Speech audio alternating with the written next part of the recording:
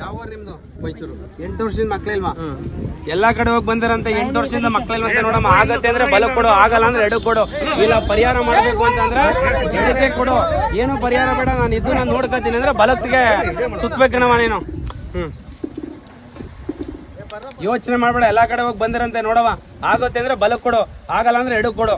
ಬಲಕ್ ಕೊಟ್ಟು ಪರಿಹಾರ ಮಾಡ್ಕೊತೀನಿ ಅಂದ್ರೆ ಇಲ್ಲ ಏನು ಮಾಡೋದ್ ಬೇಡ, ನಾನೇ ತುಳ್ಕೊಂಡು ಸರಿಗೂಡಿಸ್ಕೊತೀನಿ ಅಂದ್ರೆ ಬಲಕ್ ತಿರುಗಿ ಬಿಸಾಕವ.